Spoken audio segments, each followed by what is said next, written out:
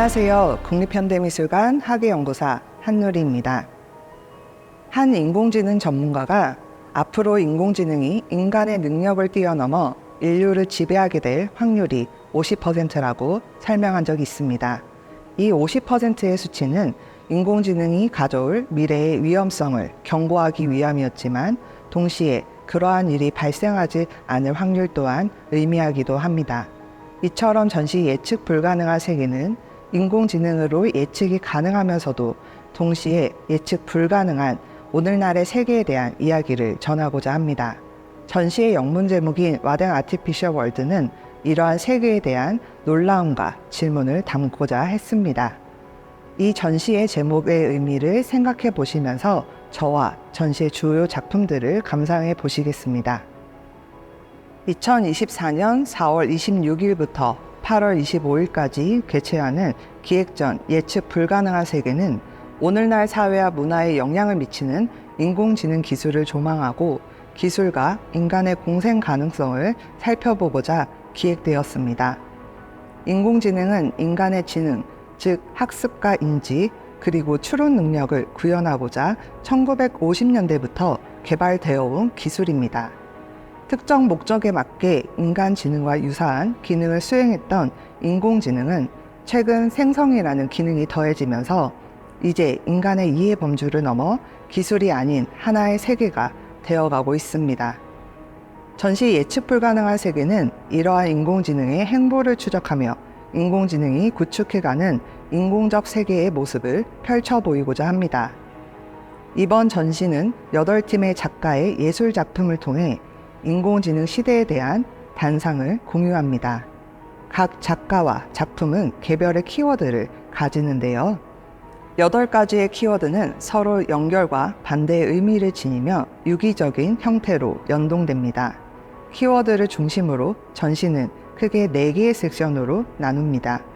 미래와 비미래, 생성과 비생성, 진화와 공진화, 궤도 댄스와 2개의 눈. 이처럼 구성된 전시는 오늘날 인공지능 기술이 내포하고 있는 의미와 작동 방식을 작은 가지에서부터 추적합니다. 생태, 창작, 진화, 시스템 등 다양한 측면에서 인공지능을 고찰하며 우리가 놓치고 있는 문제와 집중해야 할 과제는 무엇인지 질문합니다. 예측 불가능한 세계 전시는 5층 기획 전시실뿐만 아니라 국립현대미술관 청주의 5개 전시 플랫폼인 미디어 캔버스와 연계하여 참여 작가 작품 5점을 상영합니다. 미디어 캔버스에 상영되는 작품들은 미술관 내부와 바깥을 연결하며 확장된 형태의 전시를 선보입니다. 그럼 전시장으로 이동하겠습니다.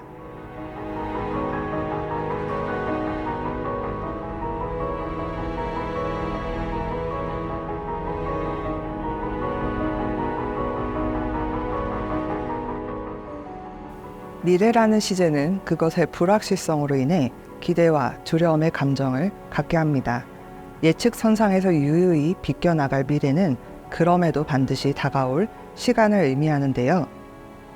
미래를 예측하고자 하는 행위는 인공지능의 생성에 기대며 좀 더 확실한 미래를 보장받길 혹은 볼 수 있길 바라는 마음에서 기인합니다. 그러나 인공지능의 예측 기술은 과거와 현재의 데이터를 근거 삼아 이루어지며 결국 인공지능이 그리는 미래는 너머의 시간이 아닌 과거와 현재 위의 시간일 것입니다. 그럼에도 불구하고 우리는 인공지능을 하나의 마술적 도구로 여기며 그것이 내보이는 미래를 진실로 여깁니다. 미래와 비밀의 섹션에선 이처럼 인공지능을 통해 미래를 예측하고자 하는 우리의 욕망과 인공지능이 지닌 예측적 본성에 대해 질문하는 히토시 타이얼과 언메이크 랩의 작품이 소개됩니다. 이제 작품으로 이동하시겠습니다.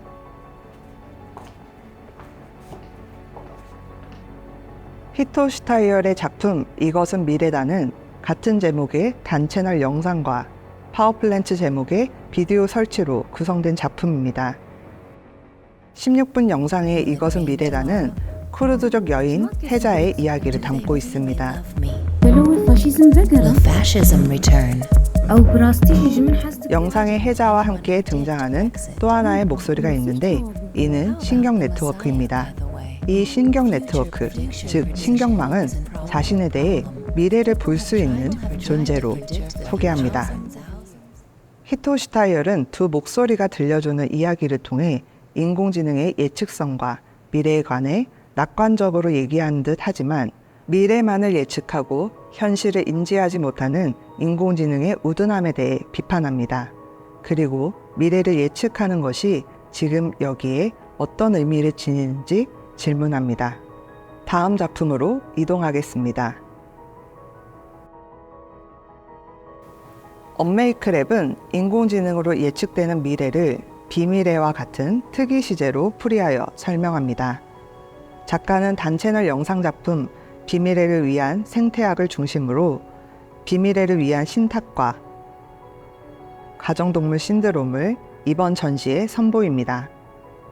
이 세 점의 작품은 불탄산을 배경으로 삼고 있는데 언메이크랩은 환경운동가들과 함께 오랜 시간 살펴본 불탄산을 통해서 인공지능의 예측적 본성을 과거의 사건에 관한 질문으로 바꿉니다.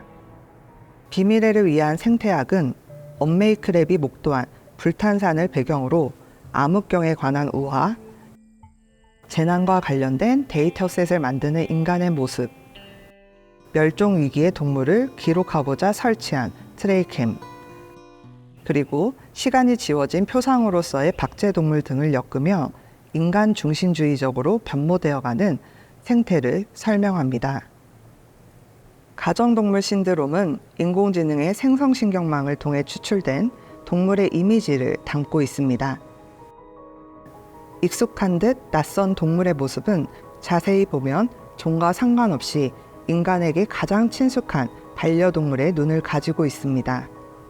이처럼 일련의 작품들을 통해 언메이크랩은 인공지능이 생성하기 위해 학습하는 데이터가 얼마나 인간 중심적 문화에 잠식되어 있는지를 설명하며 인공지능의 비미래적 특성이 새로운 식민성을 가질 것이라고 이야기합니다. 다음 섹션으로 이동하시겠습니다.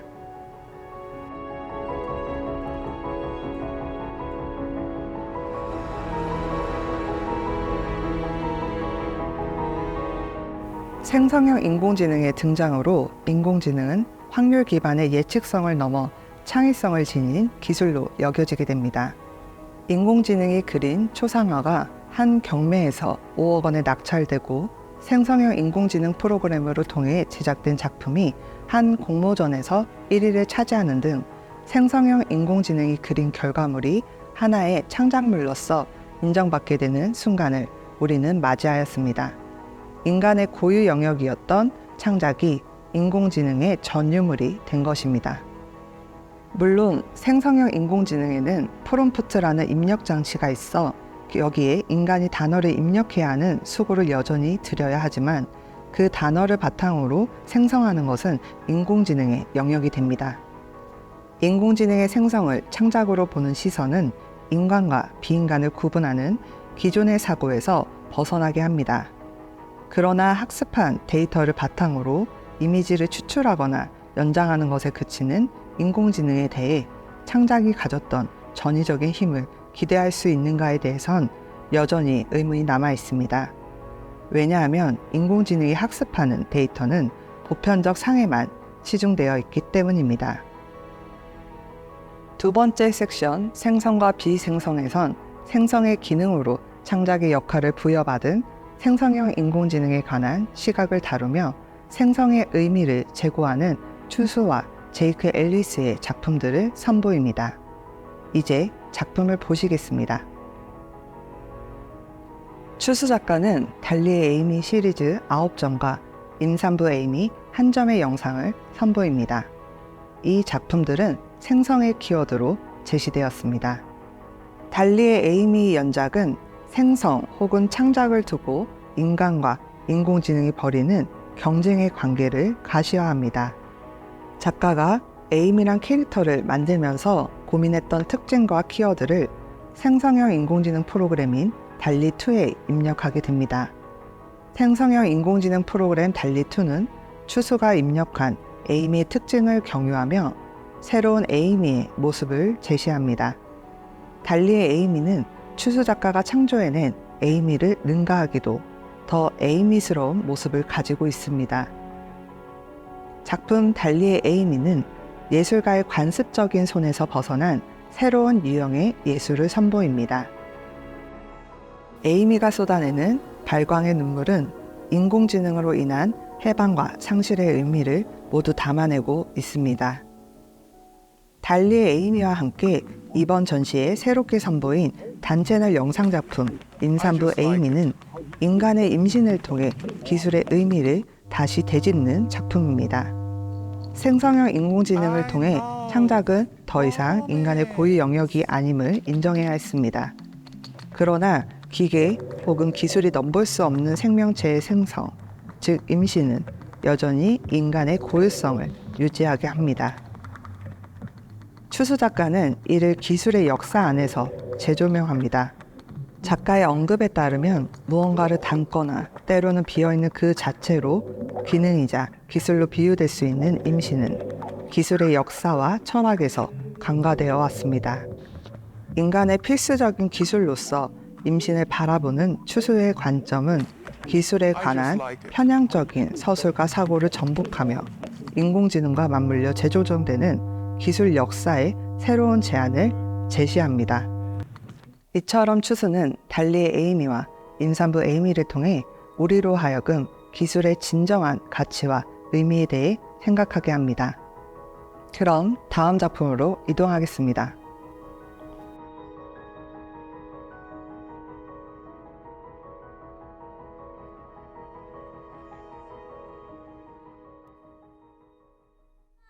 제이크 엘리스는 인공지능의 딥페이크를 활용하여 인공지능 기술에 관한 이해를 제공함과 동시에 그것이 담아내지 못한 존재들을 제시합니다.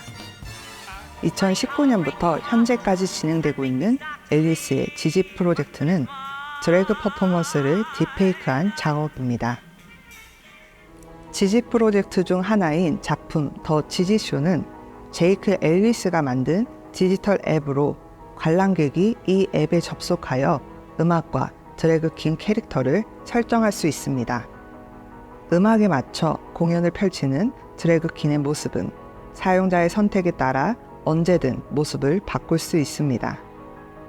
이 모습의 변화는 딥페이크 기술을 통해 드래그킹을 구현했기 때문에 가능한 것인데, 캐릭터를 바꾸거나 플레이하는 과정에서 드래그킹의 모습은 완벽한 모습을 유지하기도 하고 픽셀처럼 분해되기도 합니다. 이러한 재현과 지연의 감각 속에서 우리는 인공지능의 불완전성을 마주하게 되며 그것이 가지고 있는 잠재된 공간과 그 공간 속에 포섭되지 못하는 우리를 발견하게 됩니다. 지지와 미에서 한 명의 드래그퀸 미와 이 드래그퀸 미를 딥페이크한 지지라는 인물의 대화를 선보입니다. 그들의 대화에서 자신의 온전함을 주장하는 대목은 생성을 둘러싼 인간과 기술의 대화처럼 보이기도 합니다. 제이크 앨리스는 생성의 문제에서 인간인 예술가와 인공지능의 대결을 따지는 것은 무의미하며 오히려 인공지능의 잠재 공간에서 쌓여가는 편견과 소외되는 존재들에 주목할 것을 제안합니다. I can shoot a partridge with a single cartridge. I can get a sparrow with a bow and arrow. I can live on 이제 다음 섹션으로 이동해 보실까요? Sucking a rat. any note you.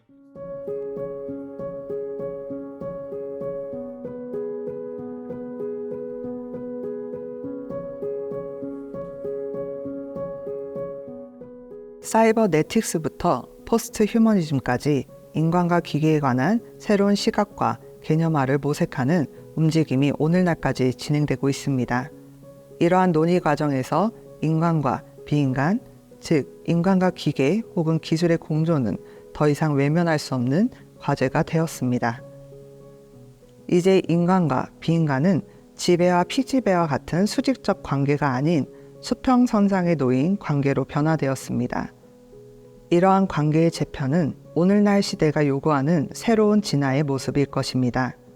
특히 인공지능은 이 진화를 실현할 주요 기술로서 생성과 맞물려 자율적인 존재로 격상되고 있습니다. 인공지능으로 인해 진화를 맞이하게 될 우리의 세계는 어떤 모습일까요? 공진화와 진화 섹션에선 진화라는 키워드를 중심으로 인공지능이 미칠 세계, 그리고 그 속에 우리의 모습을 상상하는 슬리스코프와 이한챙의 작품이 제시됩니다. 그럼 작품을 살펴보시겠습니다. 슬리스코프의 시간여행은 인공지능 시야와 참여자가 함께 시를 쓰는 경험을 여행으로 은유한 작품입니다. 슬리스코프는 15,000여 편의 한국 근현대의 시 데이터를 수집하고 초거대 언어 모델이 챗GPT를 미세 조정하여 인공지능 시야를 개발했습니다. 이번 전시에 소개된 시간여행은 청주시 지역적 특징을 반영한 시적 언어 공간을 배경으로 삼고 있습니다.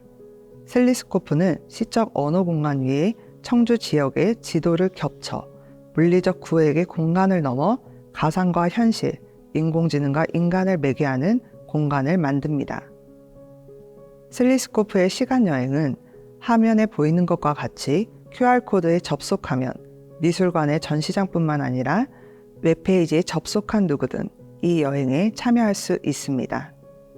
시를 짓는 행위, 즉 시작을 매개로 이루어지는 인공지능과의 교감은 서로에게 보완이 되고 작품의 협업자가 되는 공진화적 관계를 떠올리게 합니다. 슬리스코프는 인공지능을 공진화의 관계 속에서 탐구하며 도래할 체계를 가늠합니다. 다음 작품으로 이동하겠습니다. 이한챙의 밥 이후의 삶, 찰리스 연구는 인공지능인 밥이 이식된 찰리스라는 소녀의 이야기를 담고 있습니다. 이 이야기 속 밥은 인생의 최적 경로를 시뮬레이션해서 알려주는 인공지능으로 등장합니다. 밥을 개발한 신경공학자이자 소녀 찰리스의 아버지인 웡 박사는 자신의 딸인 찰리스 신경계에 밥을 이식하여 찰리스에게 삶의 최적의 경로를 안내하도록 인공지능을 설정합니다. 최적 경로란 삶의 과정에서 무수히 주어지는 선택 중 최선을 선택하며 더 나은 방향으로 조정해 가는 것을 의미합니다. 이한챙은 인공지능이 나보다 내 삶을 더 잘 살 수 있다면? 이라는 질문으로 밥 이후의 삶, 찰리스 연구를 제작하였습니다.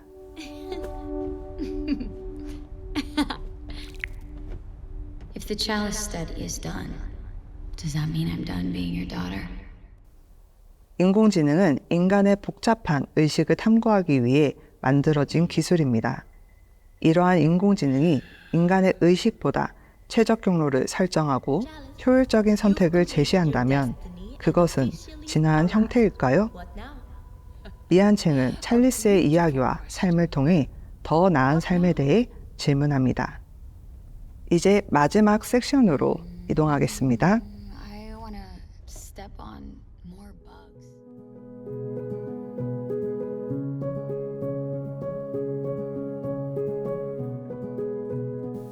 인공지능은 우리의 삶이 윤택할 수 있도록 더 나은 길을 제시하는 듯 하지만 기술로부터 파생된 윤리적, 사회적 문제를 일상에 잠식시켜 그것의 형체를 가립니다. 인공지능이 학습하는 과정에서 습득하는 대량 데이터엔 여전히 편향된 정보와 편견이 담겨 있으며 인공지능으로 가속화되고 있는 자동화 시스템은 새로운 유형의 노동을 창출합니다. 인공지능이 가진 가장 큰 맹점은 그것의 마법적 생성을 위해 가려지는 문제들인데요. 마지막 섹션인 궤도 댄스와 두 개의 눈에선 인공지능 기술의 발전과 더불어 오늘날 대두되고 있는 사회적 문제들을 조명합니다.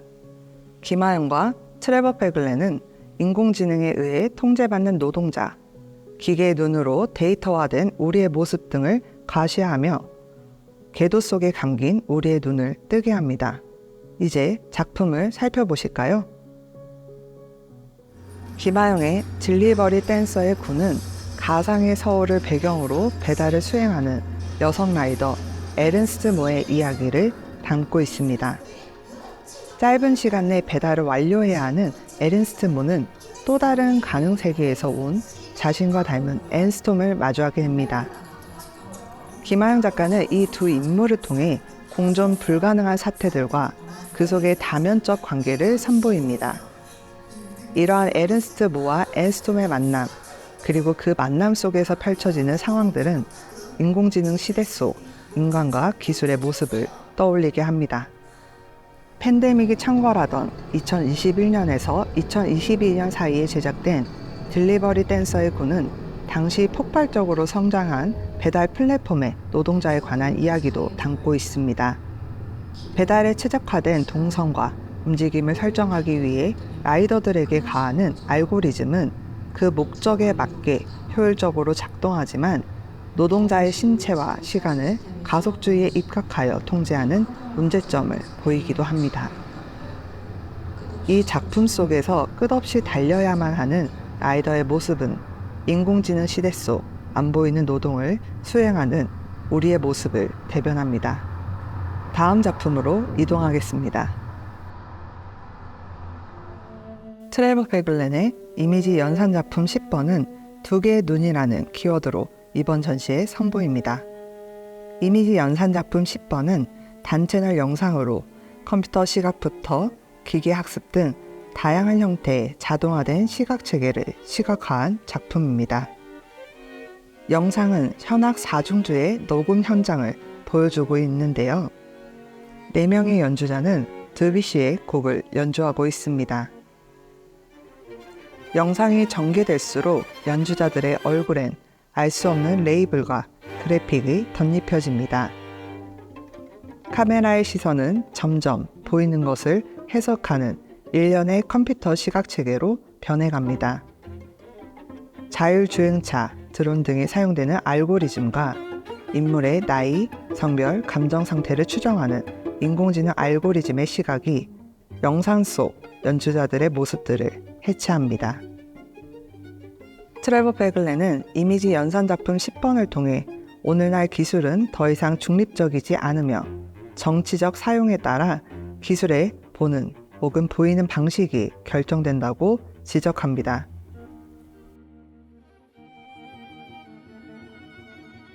오늘날 인공지능의 발전으로 기계는 판별과 결정에 더 능한 눈을 가지게 되었습니다. 그러나 이 눈은 오류의 가능성을 지니며 사회적 필요에 따라 조작될 수 있습니다.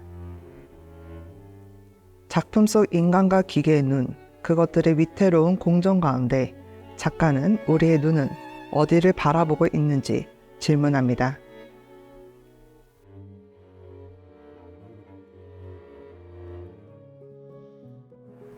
여러분들의 일상에서 인공지능에 관한 기억 남는 일화가 있으신가요? 저는 생성형 인공지능 프로그램 중 하나인 챗GPT로 소설을 써본 적이 있습니다. 제가 생각하는 소재만을 던졌을 뿐인데 챗GPT는 주인공 이름부터 배경 그리고 결말까지 단 몇 초 만에 자연스럽게 적어 내려갔습니다. 그러나 챗GPT가 제시한 결말은 제가 생각했던 소설의 방향과 맞지 않았습니다. 챗GPT에게 이런저런 근거를 제시하며 수정을 시도하였습니다. 소설의 결말은 주인공의 선택에 관한 부분이었는데 그 수정은 제 생각보다 원활하게 진행되지 않았습니다. 몇 차례 요청 끝에 챗GPT는 제가 원하는 선택으로 마무리 지어줬습니다. 이러한 경험에서 저는 챗GPT가 상호작용하는 하나의 생명체처럼 느껴지기도 했습니다. 하지만 이 경험을 토대로 인공지능을 어떻게 사용하느냐에 따라 소설의 결말과 같이 그것의 방향과 가능성이 달라질 수 있음을 알게 되었습니다. 인공지능에 대한 낙관적 혹은 비판적 시선이 공존하는 오늘날 이 기술에 대한 심도 있는 이해와 능동적인 태도가 필요합니다. 인공지능은 현재뿐만 아니라 앞으로도 우리의 삶과 세계를 작동시키는 중요한 기술이기 때문입니다. 전시 예측 불가능한 세계는 이러한 인공지능에 대한 우리의 태도와 사유를 다시 점검하고 새로운 상상 위에서 기술과의 공생 방식을 여러분들과 함께 고민하고자 기획되었습니다. 예측 가능하지만 동시에 불가능한 세계 위에 있는 지금, 우리는 여기서부터 시작해야 합니다. 지금까지 함께 관람해 주셔서 감사합니다.